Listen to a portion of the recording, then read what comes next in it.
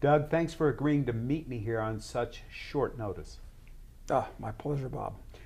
Doug, as you know, I'm here because you believe something shocking and disturbing is going on in Washington right now. Something that'll catch the average American completely off guard and will be dangerous to their financial well-being. That's right, Bob. In short, I think that we're in line for one of the most drastic and draconian changes to the U.S. money system in history. It could be on a par with the creation of the Fed in 1913, or Roosevelt confiscating American citizens' gold in 1933. The U.S. at this point is a ticking time bomb from a financial, from an economic, from a sociological, from a political point of view. It's a very dangerous situation. So let's talk about this change in the U.S. money system. Doug, what do you believe is going to happen? Well, the monetary system itself is extremely unstable. And money is the lifeblood of an economy. And you poison the monetary system, it's like getting blood poisoning. It'll kill you eventually. We're seeing this now. The dollar has lost about 97% of its value since the creation of the Federal Reserve in 1913. That trend is not only going to continue, but at this point it's going to accelerate rapidly. One of the things that's helped a lot recently is the fact that it's the world's reserve currency. There are about 10 trillion US dollars outside of the US. This is a big problem because the major export of the United States for the last 30 years has been dollars.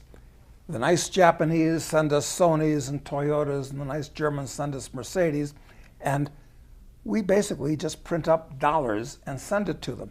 That's how $10 trillion got outside of the US. It used to be that just after World War II, all of the skyscrapers in the world, 80% of the aircraft production in the world, 80% of the automobile production in the world, 75% of the steel production in the world, 75% of the stock market value in the world, it was all in America. America was the end-all, the be-all.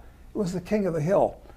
Now, none of these things are true anymore. And unfortunately, the dollar rests on nothing more than confidence because it's an IOU nothing on the part of a bankrupt government. And the U.S. government, make no mistake, is bankrupt. Its liabilities far, far exceed its assets. So, when the confidence blows away, the first people to dump the dollar are going to be foreigners. And all those dollars, the 10 trillion abroad, are going to come back into the United States.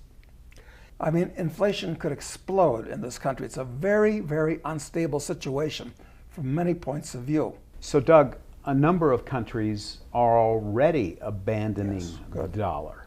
I've read about a trade agreement. 25 countries recently struck deals to trade outside the dollar. China and Russia reached a $400 billion energy deal to trade outside the dollar. This is a trend that's in place right now, and you expect that to... It's a trend that's accelerating, actually, because at this point, when the Russians trade with the Chinese, which they do, what do they use? They use US dollars, but the US government is an enemy of both. They can see the illogic of trading with each other and having it clear through New York. At the same time, the Iranians trade with the Indians. A lot of big traders around the world that are using the dollar because it's kind of the world's currency. But that's going to end because none of them trust the dollar anymore. So, Doug, what do you actually see happening with the dollar? My thought is this, that understanding that the dollar is as unstable as it is, at this point, the Fed might try to create an alternative, and an alternative that's more under their control than the dollar and actually out of the traditional banking system. What would happen if the Federal Reserve created a look-alike dollar? Let's call it the Fed coin. Perhaps based on the same technology that Bitcoin is based on. This is the blockchain technology where every transaction can be tracked from the creation of the Bitcoin itself. I suspect the next stage on the part of the government, since they've tried quantitative easing, can't do that too much more after creating trillions and trillions of these paper dollars which are going to come out of the financial system and into the retail system, exploding prices. Zero interest rates, negative interest rates, huge distortions. That's going to come to an end. What are they going to do next as we enter the trailing edge of the hurricane and everybody will say, do something, do something. Well, what can they do? They've used their two major tools so far. My guess is they're going to come up with a completely digital currency called the Fed coin, which will actually act as a parallel alternative to the dollar. It'll have a lot of advantages from the government's point of view. And as much as people seem to like Bitcoin, the public may accept it to start with. So Doug, tell me about this Fed coin. What's it going to look like? Is it going to replace the dollar? Well, this is a conjecture on my part. It's not going to be physical to start with. It's not going to be paper in any way. It's going to be something that you're going to have on your smartphone. In Canada, they have something called Project Jasper, which is their own version of this. The Chinese have announced that they're planning on a blockchain type currency. The same thing. They've said that they want to see this happen as soon as possible. The British have made an announcement along these lines. This is the latest version of the $100 bill that I've got here. Right. But do you remember not so long ago it used to be a little round circle? I mean, Yeah. they keep changing the $100 bill. I think in the last 10 years, we've probably had 3 or 4 different $100 bills. Maybe this is getting the public used to the fact that these things can change a lot and quickly. The day is going to come when this isn't worth the paper it's printed on. Currencies, paper currencies, fiat currencies, have a half-life. They're like radioactive elements. As this cashless society sort of evolves from here, do you see a potential run on the banks?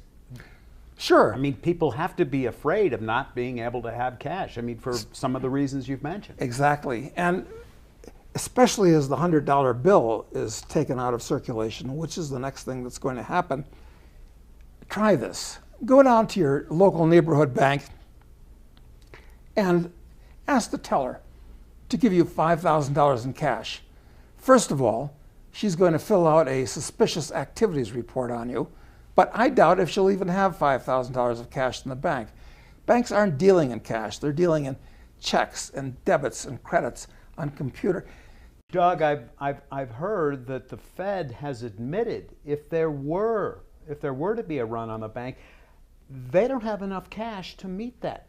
No, of course not, because how can they print up hundreds of billions of dollars overnight so that when people go to their bank to cash their checks, they can be rewarded with $50 and $100 bills? It's not even technically feasible to do that. So somebody takes a check from his employer, puts it in the bank, can't get cash back. What's the bank going to do? Give him another check that he can't do anything with? So Doug, I read somewhere that if all the cash that was needed to meet the obligations, the digital obligations that are in the bank, if you had to print that amount of cash, it would take 20 years to print enough bills to satisfy demand. Is that Those about are right? the numbers that I understand, because printing up hundreds, forget about printing up 5s and 10s and 20s, it takes a long time. I mean, it's a complicated process. So if there was a run on the banks and people wanted cash, it would be physically impossible to give them enough cash. It would take years, it would take decades for the government to print up enough dollar bills, 20s or 50s or whatever, to give people what they want. Well, Doug, it sounds like the ordinary American is getting trapped. Oh, of course he's being trapped. I mean, historically, he could no longer use gold after 1933. Silver was out of the coinage in 1966. The dollar was completely unbacked by anything since 1971. Recent years, with things like FATCA and so forth, it's now almost impossible, as a practical matter, for an American to open up a bank or brokerage account outside the U.S. Look, the thing to remember is that cash is on its way out, not just in the United States, but all over the world. In Sweden, it's almost a cashless economy. In France, in Italy, in Spain, it's illegal to transact for more than 1,000 or 2,000 euros of cash. The euro, the 500 euro note, is being phased out. The reason for this is that if the banks are untrustworthy and interest rates are zero or negative, why leave your money in a bank? It costs you less to put it under your mattress, actually. So, but they don't want people to have cash. Why? Because they say a cash economy facilitates tax evasion. It facilitates underground transactions. It facilitates drug transactions. It facilitates terrorism, where $100 bills are passed around in suitcases and so forth. So they'd like to kill all currency. Now what are you going to do? You can't leave money in the bank because you're getting zero or negative interest rates. The bank itself where you're leaving your money is unstable, illiquid, probably even insolvent. You can't have cash because the most that they're going to have in the future are 10s and 20s. So what are you going to do? I mean, you're really trapped at this point. So, Doug, what's the advantage of the Fed coin, if you will, from the Fed's point of view? Oh, it's a huge advantage for them because in the 2008 crisis, they like to blame a lot of the problems on a lack of transparency. But with blockchain and the Fed coin technology, they can see everything everywhere. So it's complete transparency where they can see everything everywhere that everybody's doing. It's a parallel system relative to the one we have right now, where if anything goes wrong with the US banking system, the US insurance system, you've got the Fed coin as a backup. Fed coin gives them an extremely powerful button to control society and control its individual members. So a lot of advantages from their point of view, and no more bank runs. How can you have a bank run when there is no cash? I mean, it's diabolical in its simplicity. Well, Doug, it sounds like a real benefit. I'd say that it's very dangerous. Without cash, you have no privacy. If you have to put everything through a bank account, the government knows exactly what you're buying, what you're selling, how much you're earning. They're in complete control, able to take what they want out of it, including your entire account if you become politically undesirable. There's no reason to trust a digital, computerized economy. As the National Bank of Bangladesh found out not very long ago, they had $81 million deposited with the New York Fed. The New York Fed was hacked, and the National Bank of Bangladesh lost $81 million. Have they gotten it back? No. Will they get it back? No. This can happen to anybody in any bank. This is another advantage of having cash. Sure, it can be stolen, it can be lost, but the size of the thefts that can be conducted electronically in today's world absolutely dwarf any problems that you'd have with cash. Doug, David Walker, the former comptroller of the U.S. currency, said that taxes in America would have to double or America would go bankrupt. I've heard that this cash economy, this barter economy, takes $400 to $500 billion out of the hands of the government every year. Oh, and I'd consider that a good thing because people are using that money productively, whereas if the government took its cut out of everything, there'd be that much less that could be used by people to get goods and services that they want and need. This is another reason why the government is going to look to put blockchain in there, because it'll be impossible to escape the tax dragnet with no cash to trade. It'll be barter or use Fed coin.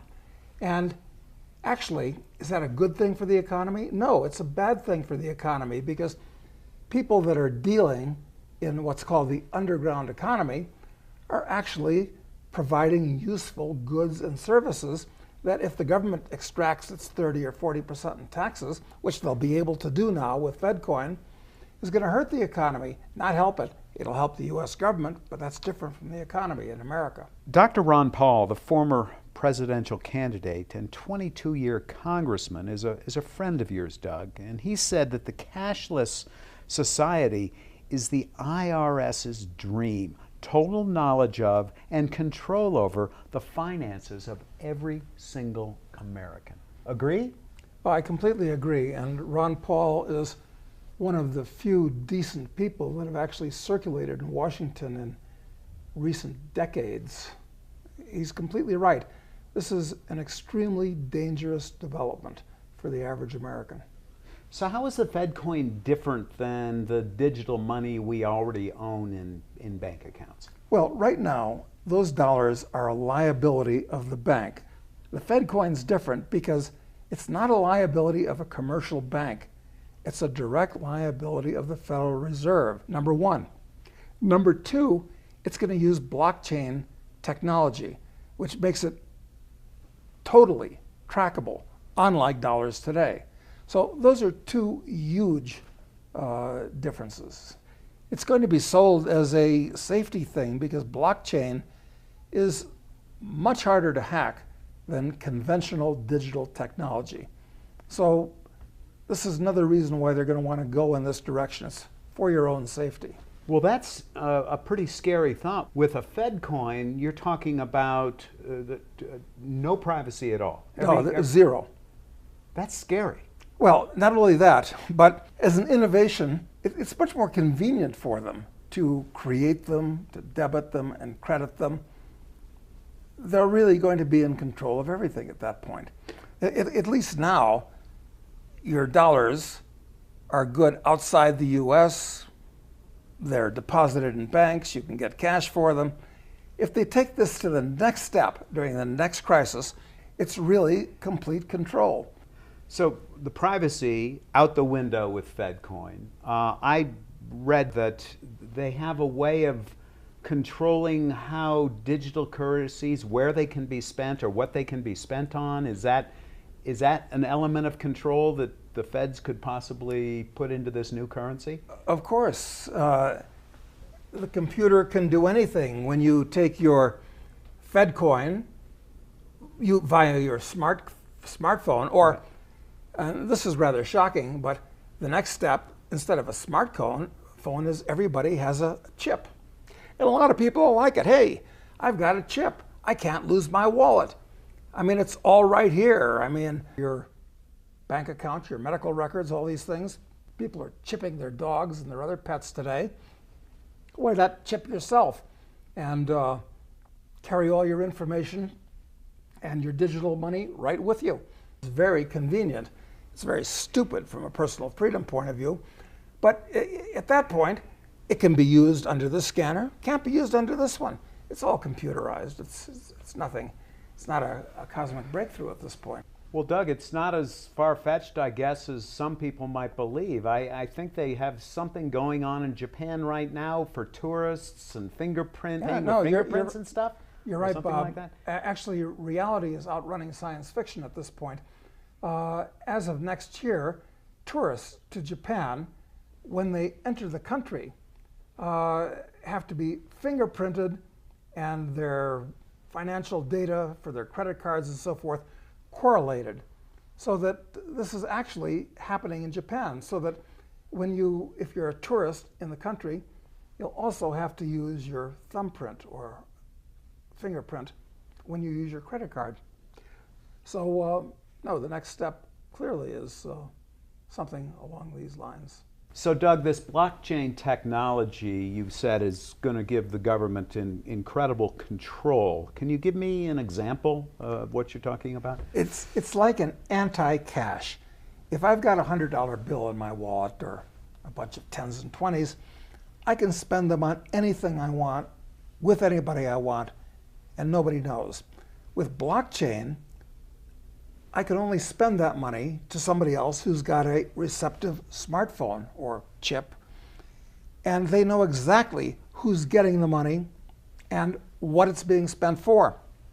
And it can be programmed so that certain transactions can't take place, or transactions with certain people or stores or whatever. So you're pretty well blocked in. I mean, for all I know, they might decide that under your Obamacare or whatever comes about after it, you're too fat. You can't buy sugar. But if you can't buy sugar, who can buy sugar? I mean, how are you going to pay the other person to buy sugar if you want sugar? You want ammunition for your gun? Well, maybe you can't buy it. How are you going to get it? How are you going to pay for it? This is a real personal freedom problem, and it's going to be sold to the American people under the guise of convenience and safety and fighting drugs and fighting theft and fighting crime and fighting terrorism and all the usual nonsense. But it's going to be devastating to freedom and economic progress in this country. I can see how it might be sold, for example, if you limited, say, a 16-year-old's FedCoin account from buying alcohol. I mean, that could be sold as a real benefit. We can enforce the liquor laws. Well, sure, you can disguise a lot of things as benefits. But how is a 16-year-old going to get something that he or she wants if they can't buy it? Maybe they'll have to barter. I don't know. Maybe instead of buying something, maybe they'll sell their body in order to get something, because you'll have to barter to get around using FedCoin. So there's all kinds of unintended consequences. Well, I know with the food stamp program already, there are certain prohibited transactions. You're not allowed to buy liquor with food stamps. You're not allowed to, say, spend your electronic debit cards in strip clubs. I know that's a law in some states as well. So this just seems like a further extension of government control on individual behavior. Absolutely. They'll be able to prohibit anything without even passing a law, quite frankly. If your FedCoin smartphone or chip isn't programmed to let you buy that, how are you going to get it? You don't have cash anymore. Yeah, so who needs a gun registry, right? Well, exactly. So no point in dealing with all these pesky Second Amendment laws at that point. You do an arabesque around it. This is sounding very Orwellian, and I just wonder how, when the Fed launches this thing, how are they gonna sell this to the public? I mean, what's the pitch on this? They'll sell it as convenience. Okay. It's easy. They'll sell it as security. You can't lose your wallet. Safety. They'll sell it as patriotism, helping the government get the economy back under control. And the average person basically does what he's told. I mean, as I said earlier, even using the language that the government chooses, instead of inflation, it's quantitative easing. No problem. I mean, people, the average guy, sad to say, has so little grip of basic economic theory.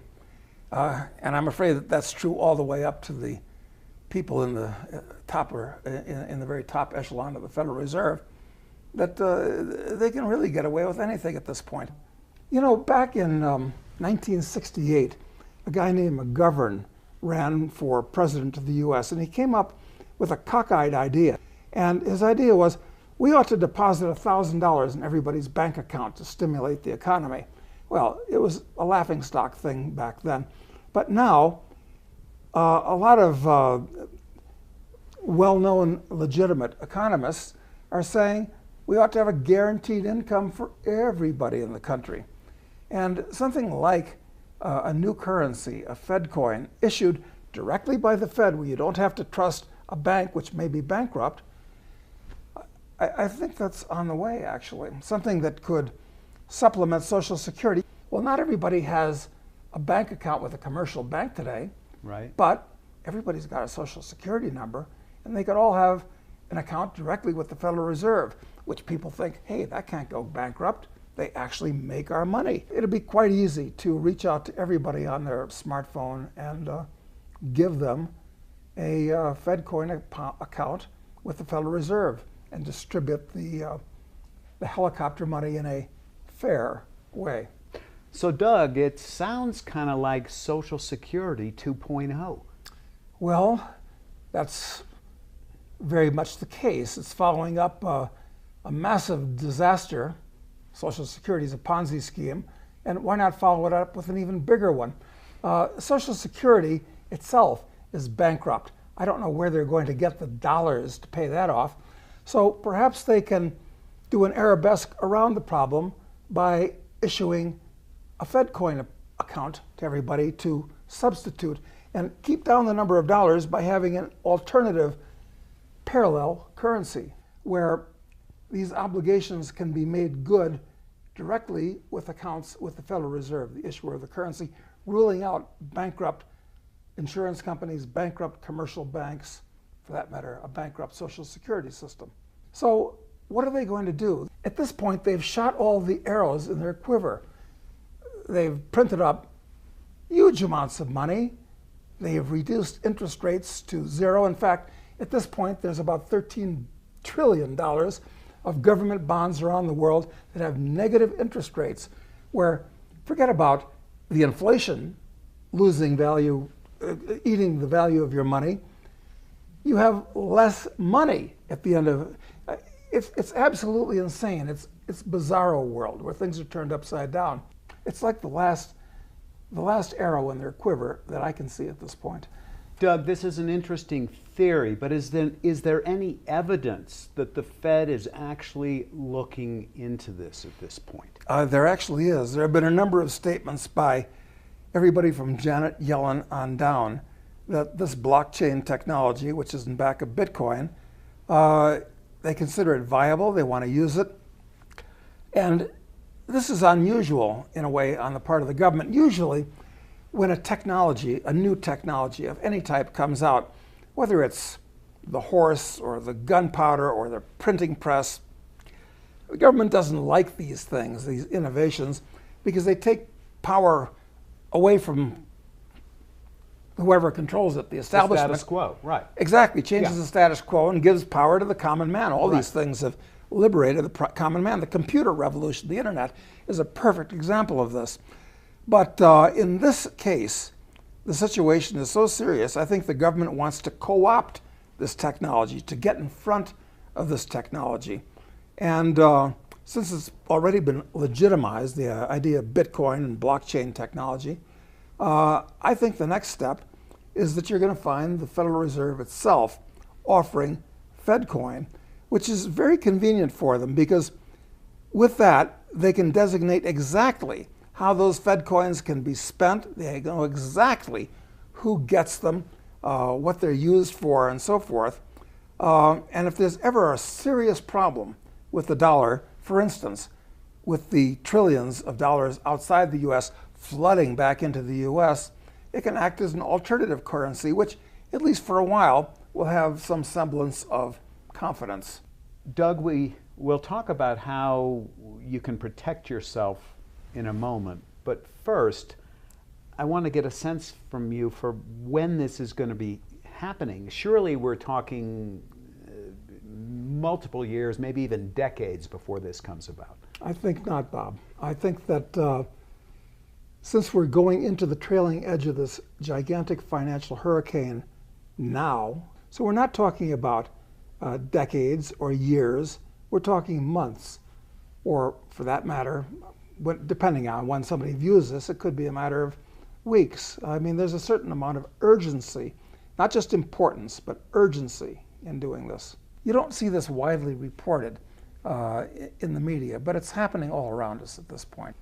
Look, in June of 2016, Janet Yellen and dozens of other central bankers met with the top experts in the blockchain area, including the people that are in back of Bitcoin.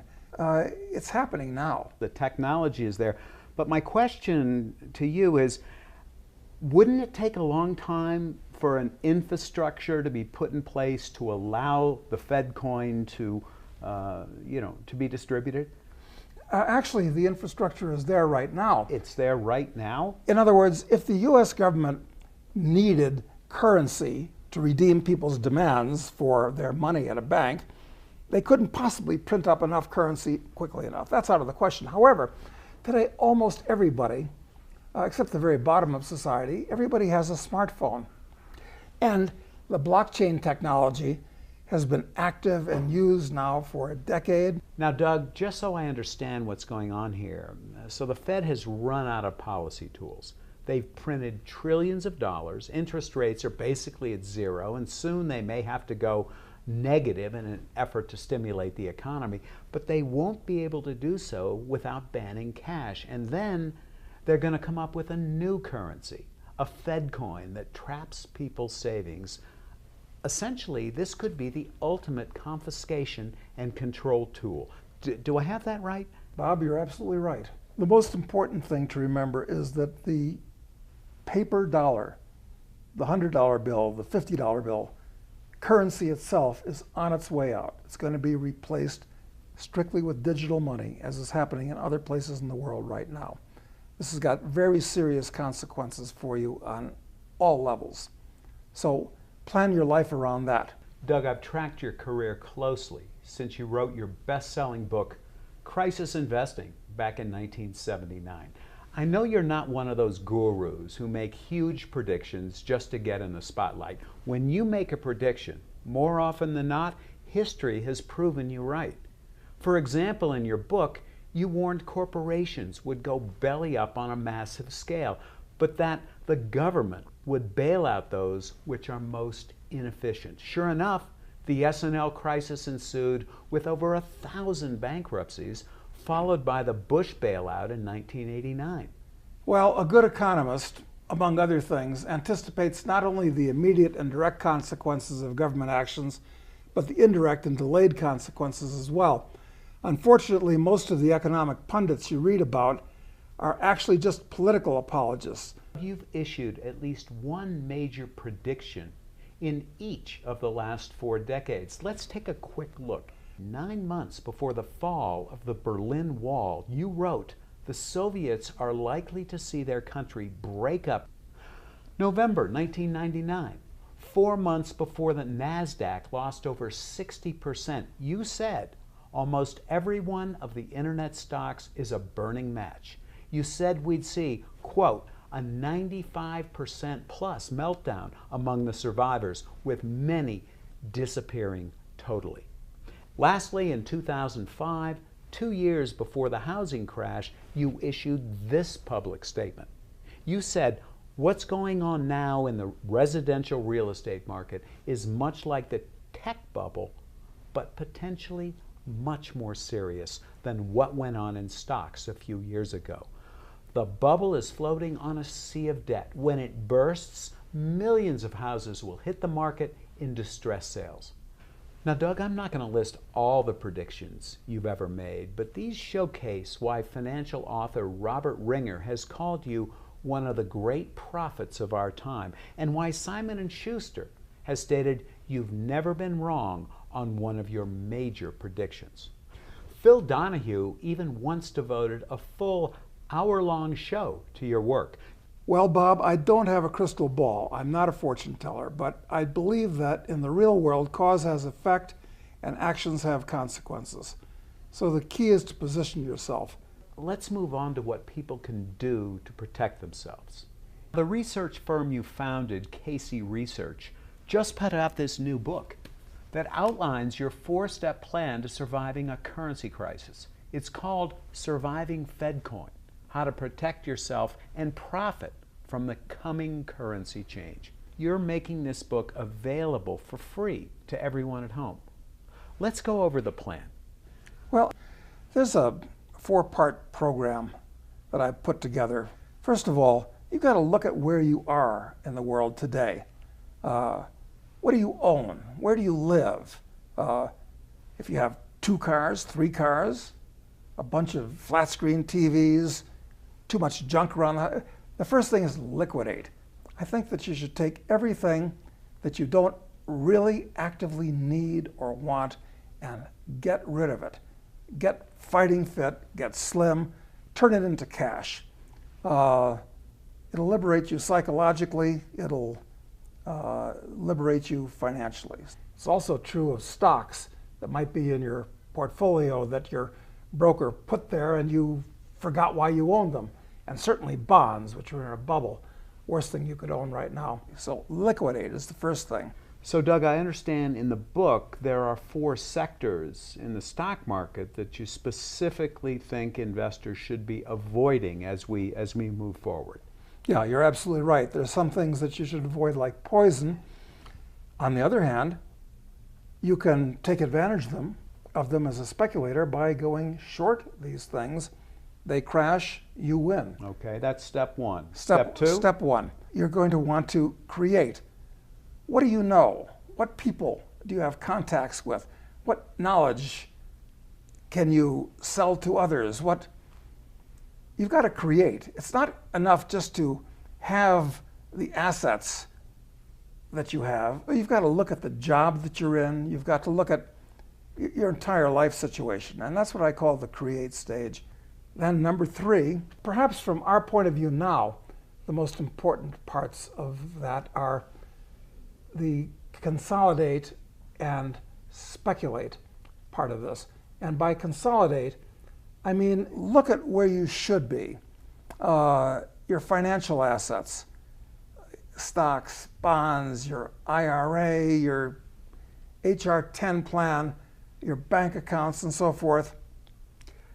Get them in the right places, in the right kind of assets.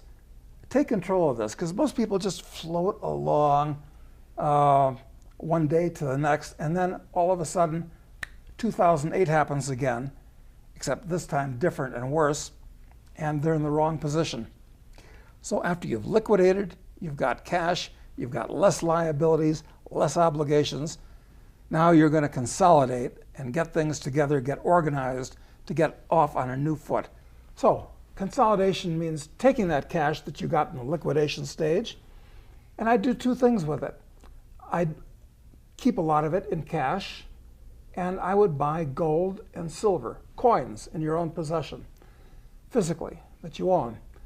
So Doug, expand a little bit on your thinking about why cash is so important right now. I mean, if you don't want to be completely transparent, to use a currently fashionable word, to these people that want to control your life, cash allows you to remain anonymous.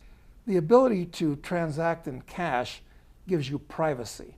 And privacy is one of the big differences between a civilized society and a primitive society. In a primitive society, in your little dirt hut village, you have no privacy. Everybody can look through your window or pull back the flap on your tent. You have no privacy. Everybody can hear everything, see anything. This is one of the marvelous things about modern civilization, is that you have privacy. Look, one reason for buying things with cash now is that it may not be possible to buy those things with cash later. I'm not sure what percentage of the population owns a gun, but I think that any free man should be in a position to defend himself. You'd better buy them now, while it's possible to do so for cash. Right. So this is a very, very serious thing, not just financially, but from a personal freedom point of view as well. So, Doug, how much cash do you suggest keeping on hand? Well, one of the problems in the U.S. at this point is that the average guy can't even lay his hands on $400 overnight if he needs it. You might recall an article in Atlantic Magazine a few months ago. I thought it was interesting because it was a mainstream magazine that said that the average American today, or by that they meant about 40% of the country, would have to borrow money to handle an unexpected $400 expense. Yeah, I read that. That shocked me as well. That's pretty close to the edge. So the whole country is very illiquid. When everybody else is illiquid, you want to be liquid. So I think that you ought to keep several $1,000s, and if you're watching this right now, that should be doable. So Doug, you're suggesting that people hold on to several $1,000s in cash, and but what happens if the $100 bill is banned? These things are just going to go out of circulation, but they'll still be accepted for a good long time. And you might be better off not having hundreds anymore, but having 20s and 10s. Now it's true, that's going to be a bulky little package, but that's the way things are going. And Doug, I understand that the book contains or reveals the best place to store cash, which I guess will be a surprise to many readers. Well, there are clever places and not so clever places to keep actual currency cash. So we go into those things. Some of them are not very obvious at all. And let me add something about consolidate. I think that at this point, it's important that you build your portfolio of gold and silver coins, physical coins, in your own possession. I think that's very important. Most Americans don't have any gold or silver. I would much rather have, if I'm going to keep anything in my pocket, a gold coin like this one. It's not going to lose value, and relative to this paper, it's going to go up. You're going to want to own a lot of gold and silver coins, as many as you can afford, in your own possession, because they're like the anti-Fed coin. Gold and silver are the only financial assets that are not simultaneously somebody else's liability. And they're not digital, so they can't be controlled and tracked the way Fed coin and digital currencies can be. So that's why they're an essential part of your consolidate position, as well as having some actual paper cash. So Doug, if we go the Fed coin route, you're suggesting that individual investors get their hands on gold coins and silver coins, but isn't it possible that the U.S. government will confiscate gold the way they did back in 1933? Well, that is one of the problems that we're dealing with now. It's that the U.S. government can and thinks that they should do anything that they want.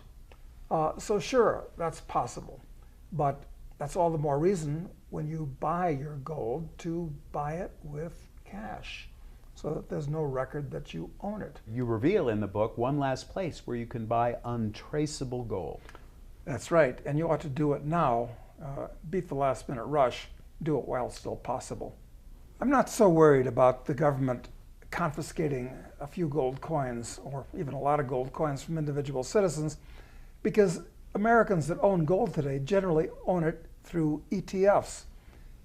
And most of the gold that those ETFs own is paper gold traded on the futures exchanges. So if the government really wants to confiscate gold this time, they're going to do it through publicly traded vehicles like ETFs and the futures exchanges. I don't think they're going to go rummaging through people's individual houses looking for a few gold coins. But that's why you want to own gold coins in that form, in your own physical possession, as opposed to some paper product through your broker. So Doug, I understand that the banks are actually following your advice. They're loading up on physical gold. I understand that HSBC has bought 4 tons, Goldman Sachs has bought 3 tons, so they're loading up on the physical stuff, not on the ETFs. And it's not only commercial banks like them, the central banks of advancing countries like China and Russia, India, Thailand, these central banks are all buying gold as well. And you might wonder, why are they doing that? It's because gold is the only financial asset that is not simultaneously somebody else's liability. And in a world that is as head over heels in debt as this one is, that's critical. No counterparty risk. Exactly. There's no daisy chain to break with derivatives and so forth. So Doug, this Fed coin seems inevitable to me after our conversation here, but let's just assume that it doesn't happen. Can you still make a case for owning gold? Oh, absolutely. I mean, I think Fed coin is going to happen, and that's going to accelerate all these things. But I think that you're going to see gold in this next cycle $2,000, $3,000, $4,000, $5,000 an ounce. It's going to be a seemingly insane number. There's going to be a panic into gold. And it's going to happen not just from greed as people see it going up relative to the dollar, but it's going to happen from fear as well. And it's going to happen from prudence in addition. So you're going to have three emotions acting on this gold bull market at the same time. Doug, I understand that the book reveals the cheapest way to legally buy gold coins in the United States. Like almost anything else, there are smart ways and not so smart ways to do things. So we absolutely try to cover the practical aspects of all this in addition to the theoretical possibilities we've been talking about. So Doug, are you suggesting that people buy gold now, or is this something they can do in a few months? Or I think it's going to go up several 100% from here. So the time to buy it is now. Don't delay. Don't look for a retrenchment. If a retrenchment occurs, use it to buy more. But no, you want to act now, you want to buy now, because it may become impossible to buy gold in the future. I mean, this recently just happened in Sweden. The largest gold dealer in Sweden, their bank accounts were frozen for no reason other than the Swedish government no longer wants to see gold purchased. And this is likely to happen other places. So we're trapped increasingly like lobsters. The government never controls itself. It only tries to control its subjects. And that's the problem. so this new environment that we're going into is going to require a dramatic change in the way people invest their money. And not only that, Bob, but it's going to take a huge change in the way they think. People have been hardwired to think in terms of the stability that used to be, but that stability is gone. So they're going to have to change not just their investments, but their whole mode of thinking. They've been guided down the primrose path by the people that control the Treasury Department and the government and the presidency. I mean, if there was any justice in the world, many of these people would be hung from lampposts by their heels. In a time like this, the markets are going to be going up and down like an elevator with a lunatic at the controls. That's bad news from the point of view of most people, because it's a very unstable, unpredictable situation. So you've got to learn to think like a speculator, and that's number 4, speculate, which is to say capitalize on these politically caused distortions, which we're going to see in the market. Because if the stock market falls 80%, that's a disaster if you own stocks. But if you saw it coming and you get short the stock market or buy puts in the stock market where most people are losing 80%, maybe you're quintupling your wealth in the same time. Same thing in commodities, bonds, real estate, and so forth. It's increasingly less possible to invest in the manner that Warren Buffett has made famous. It's no longer possible as they're in the process of destroying the currency. Now, that's bad news for most people. The good news is that it's going to present some tremendous speculative opportunities where instead of, like most people, saying, all right, I'm going to take $100 and hope to earn $10, risk 100 to get 10, in this environment, a speculator is going to be able to take $10 and hope to gain 100. If you can change your mindset, there are going to be tremendous opportunities. Can you give me an example? One of them, which I've specialized in for many, many years, is junior gold mining stocks. They're the most volatile class of securities on the planet, bar none. And as we speak right now, they're very cheap, and there's every reason to believe they're going to go on a manic run in the future. So this is one area I like a lot. But I watch all the markets all around the world and all the stocks here in the US. So there'll be many others, but that's one I'll draw to your attention at the moment, which are not good investments typically, but are fantastic speculations from time to time. And we're in one of those periods right now. We in are. your estimation. We are. Since 1971, when the dollar was taken off of the gold standard, there have been 6 or 7 massive bull markets in gold stocks where they'll run up 1,000%, lose 95% of their value, run up 1,000% again. And right now, they've just come off one of the worst bottoms in the last 40 years. And I think that they're going to go to one of their highest peaks in history in the years to come. And if gold does what I think it's going to do, these stocks could go as a group 1,000%, which they've done many times in the past, incidentally. And some individual stocks could easily go 50 or 100 times, which incidentally, many of them have done in the past.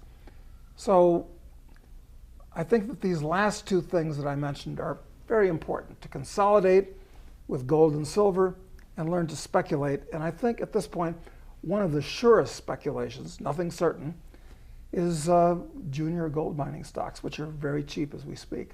Now, you founded Casey Research, your investment research firm, almost 40 years ago. And each month, your lead analyst, E.B. Tucker, writes, with your oversight, the Casey Report. I understand this is your main publication that's currently read by tens of thousands of readers each month. As part of this special presentation, not only are you letting readers at home get a free copy of the new book your research firms just put out, Surviving FedCoin, How to Protect Yourself and Profit from the Coming Currency Change, you're also letting people at home try out a one-year subscription to the Casey Report with no risk and at a substantial discount. We've talked about just a small part of what is almost sure to happen, and only in the near term, but that's just step one. There's a great deal more to be said. The Casey Report is the best place to track the rest of the story, as they say, and EB and I will stay on top of the situation as it unfolds, and we'll tell you what we believe you should do. Today, Doug Casey revealed what may be at stake for Americans if a new digital currency like FedCoin is implemented. It could mean the end of financial privacy, total government control, and even the outright confiscation of our savings. But Doug and his team at Casey Research aren't standing still, waiting for the catastrophe to hit. They've put together a special FedCoin survival kit to reveal the steps they're taking right now to protect their savings. It's a roadmap they believe everyday Americans can follow, not only to ensure they keep what's theirs, but also come out ahead. The first part of the kit is their brand new book, Surviving FedCoin, How to Protect Yourself and Profit from America's Coming Currency Change. Inside the book, you'll discover the single most important phone call you can make. It could save you up to $25,000 if you own stocks. The four most dangerous investments in America right now. The last and surprising place to buy untraceable gold, as well as the four top coins to buy. The #1 place to hide your money, the 3 best crash-proof companies to add to your portfolio right now, as well as the #1 alternative currency to own for surviving a currency crisis. Next is the special report on the cheapest legal way to buy gold in America today. This loophole, which lets you save up to 87% on gold coins, is a Casey Research exclusive. And then there's the 1,000% secret, the special report on how you can take advantage of the speculation of the century. It's no secret, Doug Casey is one of the best speculators on earth, having made enough money to own a penthouse in Buenos Aires, beachfront property in Uruguay, and a $20 million ranch in Aspen. In the 1,000% secret, you'll learn about the one specific investment he and his team of researchers believe will go up tenfold in the next 2 to 3 years.